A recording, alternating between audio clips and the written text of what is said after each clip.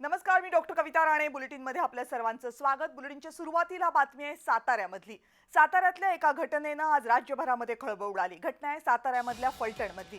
फलटणमध्ये एका सरकारी रुग्णालयामध्ये काम करणाऱ्या महिला डॉक्टरनं आत्महत्या केली आहे. मात्र या संपूर्ण प्रकरणातली गंभीर बाब ही आहे की या महिला डॉक्टरच्या हातावर तिनं आपल्यावर झालेल्या अत्याचाराचा उल्लेख केलाय.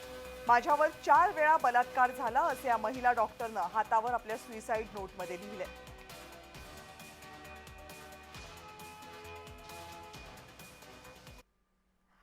या महिला डॉक्टरच्या मृतदेहावर तिच्या हातावर तिनं काय लिहून ठेवलं होतं मृत्यूपूर्वी याची काही माहिती समोर आलेली आहे. ग्राफिक्सच्या माध्यमातून पाहूया. पोलीस निरीक्षक गोपाल बदने यानं माझ्यावर 4 वेळा बलात्कार केला. पोलीस प्रशांत बनकर यानं मला सातत्यानं मानसिक त्रास दिला. पोलीस निरीक्षक गोपाल बदने यानं माझ्यावर बलात्कार केला आणि त्यानंतर त्याच्या सहकार्यानं मला त्रास दिला.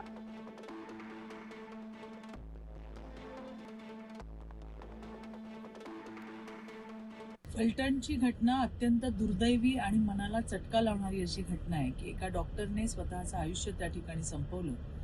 याची माहिती काही वेळापूर्वीच माझ्याकडे आली आणि या संदर्भात साताऱ्याचे SP तोशीजी यांच्याशी माझं बोलणं झालंय.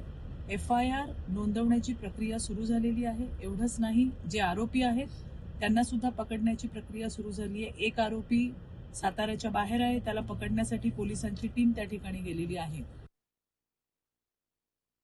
तेच आपल्या सोबतच्या डॉक्टर सोबत जे काही जिल्हा रुग्णालयामध्ये पोलिसांची जाई असती हिच्या सोबतच अशा पद्धतीने क्रूर पद्धतीने तिला मरायला मजबूर करत असतील तर या बदने आणि बनकर पोलिसाला तातडीने निलंबित केलं पाहिजे. गुन्हा दाखल तर होईलच त्यांच्यावर, परंतु पहिल्यांदा तातडीने घटनेचं गांभीर्य ओळखून त्यांना निलंबित करणं गरजेचं आहे.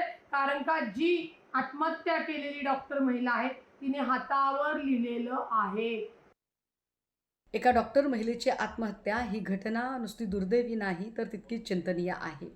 एका सुशिक्षित डॉक्टर महिलेला आत्महत्येपर्यंतची अगतिक होण्याची वेळ काय येते? डिपार्टमेंटकडून आम्हाला काही अपेक्षा असतात. जर पोलीस खात्याचे अधिकारी ज्यांनी कायदा सुव्यवस्थेची बूज ठेवली पाहिजे ते अधिकारीच जर रक्षक अधिकारी भक्षक होत असतील तर दाद कुणाकडे मागायची? डॉक्टर संपदा मुंडे हिनं काल अचानक आत्महत्या केली. आम्हाला काही न सांगता तिनं हॉटेलमध्ये जाऊन ड्युटी संपल्यानंतर काही न सांगता नोटिंग न लिहिता त्या हॉटेलला जाऊन आत्महत्या केली. आणि तिनं मधून असं सांगायचे आम्हाला की मला पोस्टमार्टम करताना रिपोर्ट बदलून द्या वगैरे असा त्रास होतो अधिकाऱ्यांचा आणि मला जर तसा त्रास झाला तर मी सुसाईड करीन असं ती सांगायची अधूनमधून आम्हाला. राज्य महिला आयोगाने या घटनेची दखल घेतलेली आहे. यामध्ये दोन्हीही आरोपींवरती BNS अंतर्गत गुन्हा दाखल करण्यात आलेला आहे. हे दोन्ही आरोपी फरार असून त्यांच्या तपासासाठी शोध पथक हे रवाना झालेले आहे. अशा पद्धतीच्या घटना खऱ्या अर्थाने समाजामध्ये घडूच नाही यासाठीचा प्रयत्न हा पोलिसांचा असतो. पण रक्षक म्हणून कार्यरत असणाऱ्या पोलिसांनीच भक्षक म्हणून जर कोणाच्या हत्येला कारणीभूत होत असतील तर अत्यंत दुर्दैवी आहे, संतापजनक आहे. या आरोपींवरती कठोर कारवाई ही होईलच यासाठी राज्य महिला आयोग पाठपुरावा करेल.